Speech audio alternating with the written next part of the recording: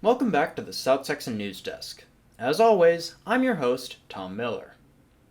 We begin this week in the Vatican, where Pope Francis has announced the names of the 13 new Roman Catholic cardinals that he plans to appoint, the first African-American cardinal being among that group.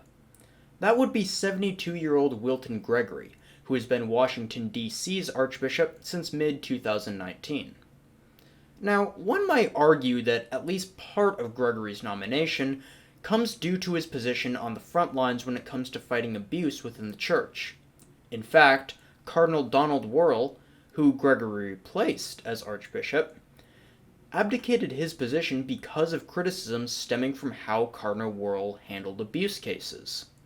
Since abuse within the Vatican has long been an infamous stain on the Catholic Church, Gregory's new position as cardinal will likely mark significant strides in addressing those issues.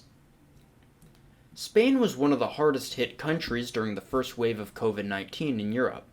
Unfortunately, it seems they are getting no reprieve from the second wave. Prime Minister Pedro Sanchez instated a nighttime curfew which would run from 11 p.m. to 6 a.m., beginning Sunday. Spain has also declared a national state of emergency in light of the situation. However, Spain is not an exception in this case.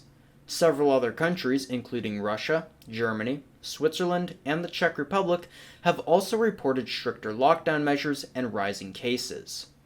It calls into question as to why the infection rate is still going up. Are the new measures too little too late? Is the virus adapting to new situations? Could it be both? Could it be other factors? These are the questions that Europe is trying to answer right now. Even so, there is positive news on the COVID front as well. Dr. Anthony Fauci, director of the National Institute of Allergy and Infectious Diseases, has indicated we could have news on a COVID-19 vaccine as early as December. Several potential vaccines have been sourced from across the world, but they still need to be verified as safe and effective. Now that said, even if a safe and effective vaccine is developed, it could still take a while after that for the vaccine to become widely available. In fact, Fauci has said before that the social distancing and other guidelines could be in effect as far into the future as 2022. Finally, Honduras has officially provided the United Nations with grounds to move forward on their treaty on the prohibition of nuclear weapons, by being the 50th country to ratify it. That said, there's questions about how effective that treaty will be once it goes into effect 90 days from now. That's because none of the 5 major nuclear powers, the US, Russia, China, the United Kingdom, and France, have actually signed that treaty. It will likely take more unified effort and probably some force from the UN and the signatories to effect any real change from this treaty.